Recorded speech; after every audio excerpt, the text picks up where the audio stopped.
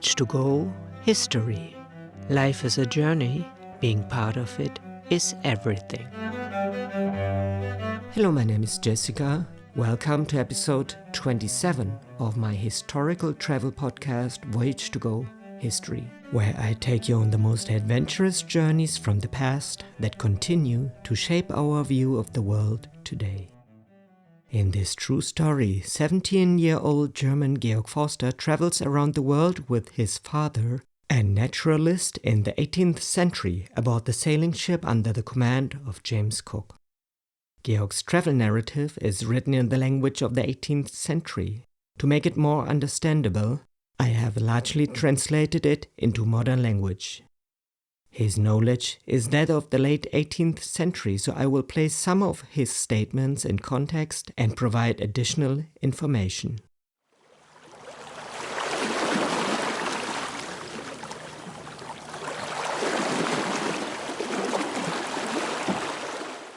What happened in the last episode? In the last episode, Georg and his companions explored the lush interior of Tahiti, uncovering the dazzling Barringtonia tree with blossoms like white lilies tipped in red. The local guide helped them climb steep hills and cross the sunlit plateau, from which they saw Tetiaroa shimmering on the ocean. Kind locals offered coconuts and carried them across rivers, ending in a welcoming house where the daughter massaged their tired limbs with such care that they felt reborn. On their return, they bought delicate dyed cloth and rewarded their honest guide. Meanwhile, Captain Cook publicly punished his own men before a Tahitian envoy to restore peace. He later followed the fleeing King Otu inland with gifts, including sheep. The king, still shaken, was moved by Cook's gestures and regained trust after another bagpipe performance. Potatau, a noble chief, pledged friendship with a ceremonial feather oath and visited the ship with both his wives. As the ship prepared to sail, farewells were exchanged. One young Tahitian, Porea, chose to join the voyage to Britain, leaving his homeland behind with tears and courage. His story will now lead us beyond Tahiti.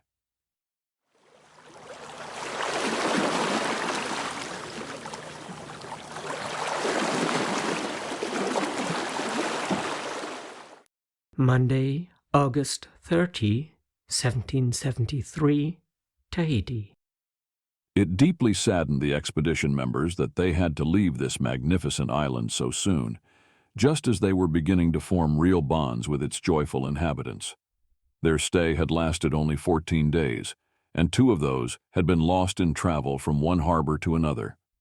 During this all too brief time, they had been caught in a constant whirlwind of duties, leaving little opportunity to study the native people's way of life.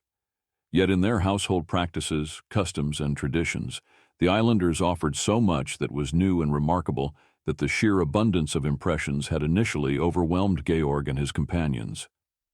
Over time, however, it became clear that most of what they observed had already been noted by earlier voyagers. Georg omitted his own remarks, where they merely confirmed previous accounts. Still, he trusted that this narrative would prove engaging, and that his unique perspective on familiar subjects might, in some cases, spark new and important reflections. The wind with which they set sail was so faint that the island remained in sight all evening. Before them stretched an incredibly beautiful view of the plain, which, even in this dull winter season, could still rival the finest landscapes in other parts of the world. The fertile soil and mild climate naturally yielded so many kinds of nourishing plants that the inhabitants could count on an undisturbed, carefree happiness. And since nothing is ever perfect under the moon, and happiness is always a relative term, Georg believed that few peoples on earth could boast of a more enviable condition than the Tahitians. Because food was easy to obtain and the people's needs were modest, the great purpose of physical existence, bringing forth rational beings, was not burdened with as many hardships as in more civilized countries, where poverty and sorrow often made marriage a difficult struggle. Here the locals followed the natural drive without restriction, leading to a population far greater than one might expect, especially considering only the plains and valleys were inhabited. The mountains, which were equally fertile, remained unused. If the population continued to grow peacefully, those regions might one day be cultivated too.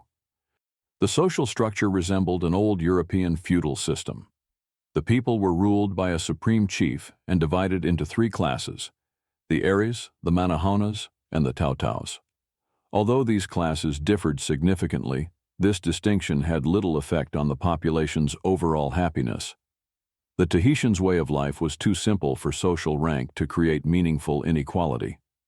Where the climate and local customs do not demand that one be dressed from head to toe, where one finds, out in the fields, all the materials needed to make decent and customary clothing, and where life's necessities are available to all with little effort or labor, ambition and envy must be almost completely unknown. It was true that the upper classes held nearly all the pigs, fish, chickens, and fine garments. But the unfulfilled wish to tickle one's palate with a delicacy might trouble individuals, not entire nations. True unhappiness came only from the lack of basic necessities, and it was precisely that which, in so-called civilized countries, formed the burden of the lower class, often caused by the excesses of the rich.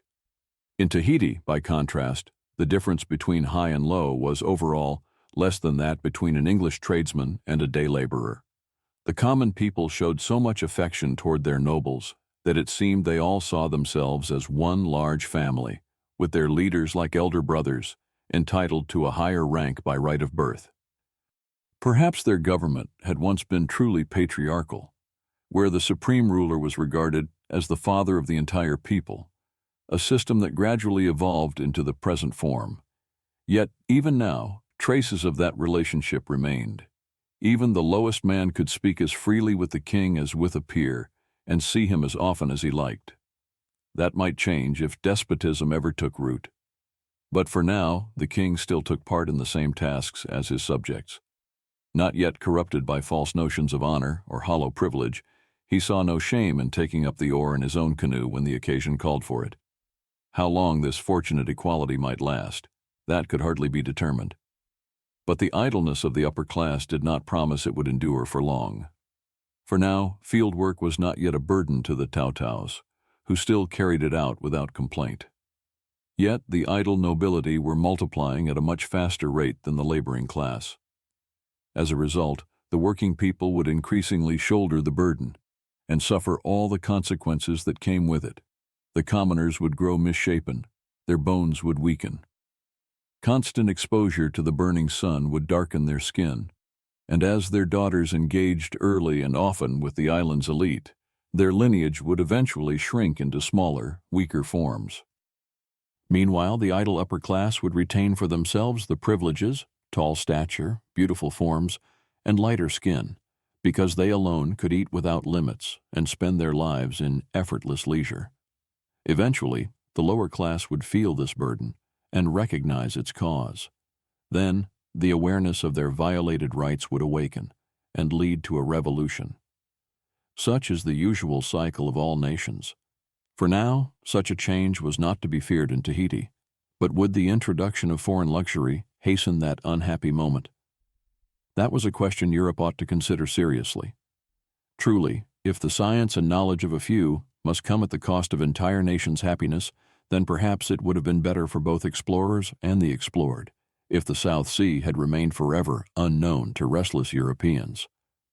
The wind that carried them away from Tahiti grew stronger after sunset and hastened their departure from that fortunate island, though in the moonlight they could still see its shape on the horizon. The next day, on September 2nd, at 11 o'clock, they sighted the island of Huahine, about 46 kilometers, 25 nautical miles, from Tahiti, discovered by Captain Cook on July 11, 1769. Many among the crew now felt the consequences of their reckless dealings with the women of Matavai Bay. Still, all those affected showed only mild and manageable symptoms of the disease. There had been much debate as to whether the ailment had been brought to Tahiti by French or by British sailors, without considering that a third possibility might exist. Why shouldn't one assume the illness had already been present on the island before any European ever arrived? The fact that none of Captain Wallace's men had contracted it proved only that the women they interacted with were uninfected. Perhaps the islanders had deliberately withheld infected women out of fear of provoking the wrath of these powerful foreigners. The visitors also heard of another disease called Opa no Pepe, the sore of Pepe, which was said to have come from a ship by that same name, anchored there 2, 3, or even 5 months prior. But judging by the symptoms described, this illness appeared to be nothing more than a form of leprosy. The Spanish, or whoever had been aboard that ship, may have been wrongly accused. If the disease had simply broken out when the vessel arrived, and if there had been even minimal contact between the crew and the afflicted, that alone could have triggered such assumptions. This seemed all the more likely, since the islanders already suffered from several kinds of leprosy, one resembling yaws, another spreading across the skin, and finally a hideous rotting ulcer. Still, all these diseases were exceedingly rare, especially the last kind. That was no doubt due to the excellent climate and the pure, simple diet of the islanders, a lifestyle that, above all else, deserved praise, and likely explained why dangerous or deadly illnesses were almost entirely absent in Tahiti. This passage reflects the 18th century European understanding of disease, particularly sexually transmitted infections, and offers an early attempt to interpret the origins of such illnesses in Tahiti. At the time, medical knowledge was limited, and theories about contagion were often shaped more by speculation and cultural bias than by scientific evidence. The mention of mild, manageable symptoms suggests that sailors may have been dealing with early-stage syphilis or gonorrhea, both common among European naval crews and often transmitted during contact with local populations.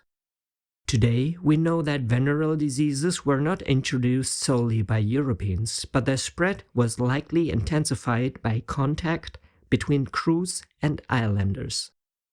Some researchers argue that infections such as yaws, a non-venereal treponemal disease related to syphilis, already existed in Polynesia before European arrival and may have been mistaken for sexually transmitted syphilis. However, it is also true that sustained and repeated contact with foreign ships, combined with social disruptions and changes in sexual behavior, contributed to the wider spread of STIs in the South Pacific.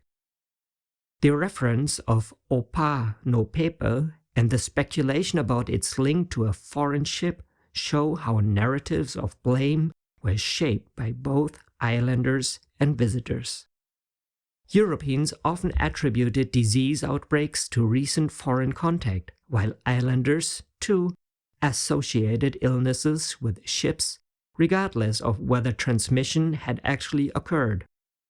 The identification of symptoms as leprosy or yaws reflects the limited diagnostic capabilities of the time.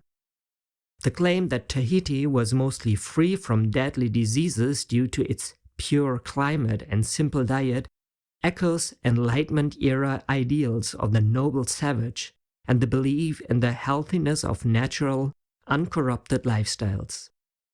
While it's true that many infectious diseases were less common in isolated island populations, this immunity was fragile and often shattered by European contact, which introduced not only new pathogens but also new social pressures. In modern epidemiological terms, the spread of diseases in the South Pacific during the Age of Exploration was shaped by cross-cultural contact, mobility, lack of immunity, and unequal power dynamics, factors that continue to inform global health discussions today. At sunset, they lay to about 3.7 kilometers, 2 nautical miles, off the coast of Huahine. At 4 o'clock the next morning, the crew sailed around the northern tip of the island and headed toward the harbor of O'War. Huaheine was divided by a deep inlet into 2 peninsulas connected by a low isthmus, which lay completely underwater at high tide. The island's mountains were not as high as those on Tahiti, yet from their appearance they seemed to be extinct volcanoes. The peak of the tallest mountain had the shape of a volcanic crater, and one side revealed a black spongy rock that looked strikingly like hardened lava. At sunrise, they saw other islands belonging to the Society Islands group, Oraiatia, Otaha, and Bora Bora. The last of these, like the island of Ma'atea, consisted of a single towering mountain, though it appeared far more impressive. Its summit, too, had the form of a volcanic mouth. There were 2 entries into the harbor of O'Whar. The sailors intended to use the southern one, though a strong landward wind now blew against them. This gave the seamen an opportunity to show their skill as they worked the ship into the narrow passage. The channel was about 150 to 180 meters long and only around 90 meters wide between the coral reefs. Even so, the crew executed 6 or 7 sharp tacking maneuvers, each lasting just 2 or 3 minutes, with admirable precision. They were still making their way through the passage when the Adventure, following behind, veered too close to one of the reefs and ran aground on the coral with her side. At that moment, no one aboard the lead ship could assist, since all hands were still occupied navigating their own vessel safely through the dangerous entry. But once they had dropped anchor, a task that did not take long, they quickly dispatched their boats to tow the Adventure into the harbor. Fortunately, the second ship had sustained no damage and had escaped just as unharmed as their own vessel had at Te Arabu, where it too had once struck ground. The landscape looked just like that of Tahiti, only everything was on a smaller scale, as the entire island measured just about 11 to 15 kilometers, 6 to 8 nautical miles, in circumference. There were no broad plains anywhere, and even the gentle hills, seen before the inland mountains of Tahiti, were rare here. At Huahine, the higher mountains stretched directly down to the lowlands. Still, the island was not without beauty. Only the lovely spots were all quite limited in size. Outside the reef, not a single canoe came to meet them, but hardly had they dropped anchor when several small boats arrived, bringing coconuts, breadfruit, and large chickens. The sight of poultry was especially welcome, as the crew had managed to find only a single pair of chickens on Tahiti. That island had been almost entirely stripped of them by previous European visitors. One of the men who came aboard had a massive hernia, yet it seemed to cause him no great discomfort. He climbed the ship's outer ladder quickly and with ease. The locals spoke the same language, had the same physical features, and wore the same clothing as the people on Tahiti. However, not a single woman showed herself. In trade, the islanders acted very fairly, and within a short time the crew had exchanged nails and glass beads for a dozen large, beautifully feathered roosters. Around 11 o'clock, the captains went ashore to a shed-like structure with a roof that reached the ground. Beneath it lay a large double canoe, pulled up onto dry land. There they posted someone to conduct trade with the local people, and the exchange went so well that by nightfall they had already acquired 20 pigs and about a dozen dogs, mostly in return for large nails and small hatchets. The dogs were the most clueless creatures of their kind, yet the islanders considered their meat to be the finest of all. On their first walk ashore, they found 2 plants they had never seen before. They also noticed that the breadfruit trees already bore young fruit the size of small apples, though according to the locals, it would take another 4 months before they ripened. The area where the party had landed appeared to have no banana trees at all. Yet soon, people from another district brought several bunches of bananas, suggesting that the islanders knew how to manage their fruit trees in such a way that some bore earlier and others later. These late fruits, however, were likely scarce and probably reserved for the tables of the local elite. At midday, they returned to the ship for lunch, but right after the meal, they went ashore again. On this occasion, the visitors learned that the island's chiefs would appear the following day. While walking about, they found they were accompanied by fewer and less bothersome followers than in Tahiti. Apart from the area near the shed where the market was held and a few other public gathering spots, rarely more than 15 to 20 people surrounded them. This difference was likely due to Huahine being much smaller and therefore less populated than Tahiti. Moreover, the people of this island were still unfamiliar with the newcomers and saw no clear advantage in tagging along. Overall, the inhabitants seemed neither as curious nor as fearful as the Tahitians, who, of course, had every reason to respect the visitors' generosity and fear the power of their firearms. Their Tahitian travel companion, Porea, came ashore wearing a linen coat and a pair of sailor's trousers. He carried Captain Cook's powder horn and shot pouch and wished to be taken for one of the English crew. To that end, he never spoke his native language, but instead mumbled various unintelligible sounds which successfully deceived the locals.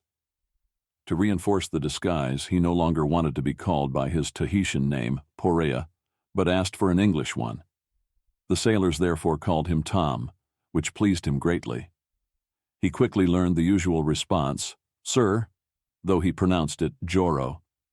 They could not quite tell what he hoped to achieve with this masquerade. Perhaps he believed that, as an English sailor, he would be more important than a Tahitian commoner. The next day, Georg's father accompanied the captains to the marketplace, from where they re-embarked and sailed to the northern end of the harbor. There they went ashore near a house close to the water, where Ori, the acting chief who governed the island on behalf of his nephew, the young king Teritaria, was sitting on the grass surrounded by many attendants. At the sight of this, the visitors were about to leave the boat, but two islanders, who had come with them from the marketplace, asked them to wait until a few banana saplings had been presented as a sign of peace and friendship. Before this could happen, the islanders brought two such small trees, which were to be handed over from the Europeans and decorated with nails, mirrors, medals, and other trinkets. Once they were adorned, the saplings were carried ashore by part of the crew and presented to Ori in their presence. When offering the first, the men were asked to say, "No taia tua," for the deity, and for the second, "Nate taio o tute, no Ori," from the friend Cook to Ori. In return, 5 more plantain branches were presented to the Europeans by the islanders, one after another, accompanied by the following ceremony. The first branch was presented along with a pig, with the words "Nut Eri" from the king. By the king, they meant Te Eri Taria, a child of about 7 or 8 years. The second, also accompanied by a pig, was No Tiatua, for the deity. The third was given with the words No Te Toimoi. At the time, the meaning wasn't clear, but later they realized it meant for welcome. The fourth came with a dog and the words No Te Tara, from the rope. Although the word was understood, its significance remained even more obscure than the previous offerings. They never discovered what it truly meant. The last branch was again paired with a pig and offered Natetayo Ori no Tut, from friend Ori to Cook. At the end of the ceremony, the man who had brought all these items pulled out a small red pouch. Inside was a countersunk coin and a pewter plate bearing this inscription: His Britannic Majesty's ship Endeavour, Lieutenant Cook Commander, 16, July 1769, Huahine. This plate confirmed that the British had already been there years earlier, during Cook's first voyage. This token from Captain Cook's first visit to the island of Huahine had once been handed to Ori by Cook himself, with the express instruction that it must never leave his care. Ori now likely had it brought forth again to show that this command had been strictly observed. As soon as the captain had received all the gifts, he and his entire party went ashore. There, he embraced Ori, who was an old, thin man with weeping eyes, somewhere between 50 and 60 years of age. Ori welcomed them as familiar guests and friends, and even gave the captain several large bundles of cloth. Not long after, the locals began to gather in great numbers at the chief's dwelling, bringing chickens, pigs, and dogs for trade. The crew quickly exchanged nails, knives, and small hatchets for them. Meanwhile, as this was taking place, Georg marched with Dr. Sparman from the marketplace overland to Ori's residence. Along the way, they saw pigs, dogs, and chickens everywhere. The chickens roamed freely through the forest and perched on the breadfruit trees. The pigs also wandered as they pleased, but were given measured portions of food, usually fed to them by elderly women. Georg especially noticed how one old woman fed a piglet with fermented breadfruit mash, or mahai. She held the animal in one hand and a piece of pigskin in the other. Whenever the piglet opened its mouth to snap at the skin, she quickly shoved a handful of the sour mash into its mouth, a trick that seemed necessary to get it to eat. Despite their remarkable stupidity, the dogs enjoyed high favor among the local women. No fashionable European lady could have doted more ridiculously on her lapdog. One woman even offered her full breast to a young dog. Thinking this was mere affection, Georg and his companion couldn't help but rebuke her for such misuse. But she only laughed and explained that she sometimes let piglets nurse too. Upon further inquiry, they learned that she had recently lost a nursing child. So their assumption had been unfair. In such cases, letting a dog suckle was considered a permitted practice. Even in parts of Europe, it was not entirely unheard of. The dogs on these islands were short-bodied and varied greatly in size, from lapdog to large poodle. Their heads were thick, their snouts pointed, and their eyes very small. Their ears stood upright. Their fur was long, straight, and coarse, and came in various colors, mostly white and brown. They almost never barked, but occasionally howled, and they were extremely shy around strangers. They encountered several types of birds they had already seen on Tahiti, but in addition, they discovered a blue kingfisher with a white belly and a gray heron. When Georg and his companion shot a few of these birds, it became clear that some of the locals held them in religious reverence, calling them Iatua, a word usually reserved for divine beings. Still, there were just as many others, if not more, who freely helped them find and shoot those birds. No one from the first group ever openly expressed displeasure when one was killed. The islanders didn't actually regard these birds as gods, since their belief system held that deities were invisible.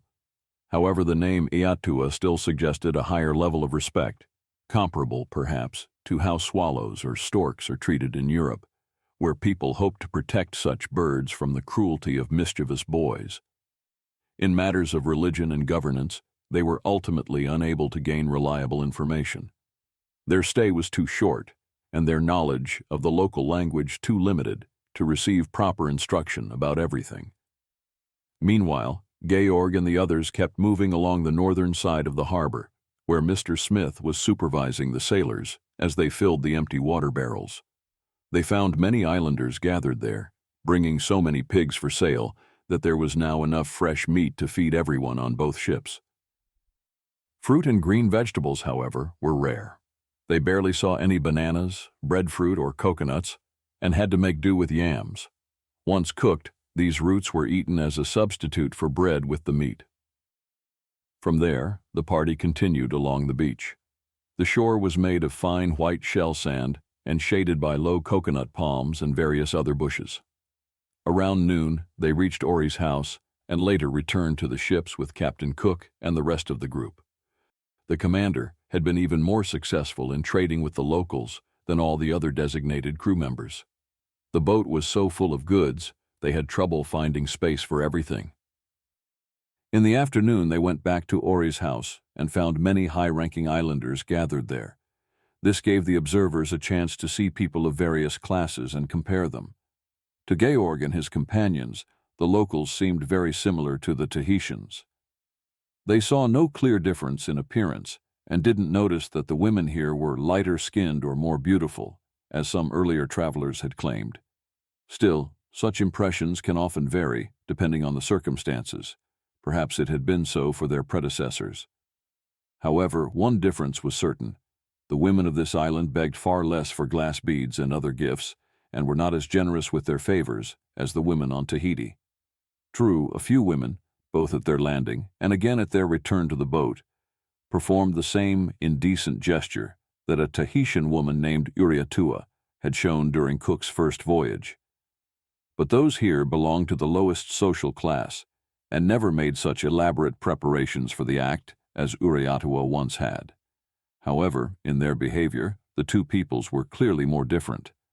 For example, in Huahine, Georg and the others had little to complain about when it came to excessive hospitality. Unlike in Tahiti, it wasn't customary here to give gifts freely, or even offer anything in return. On the other hand, when they went for walks, the locals didn't bother them at all. Overall, they were more indifferent and far less timid than the Tahitians. That's why, when the Europeans fired their guns, the people here showed no surprise, let alone fear. Still, all of this was obviously the result of the different treatment each island's inhabitants had once received from earlier European visitors. As for hospitality, Georg had to admit there were exceptions. For instance, his father was invited to the home of a chief named Taunua, whose house lay in the middle of the plain. There, the elder Forster was treated kindly and also had the chance to purchase one of those breastplates that had earlier been described during their stay on Tahiti.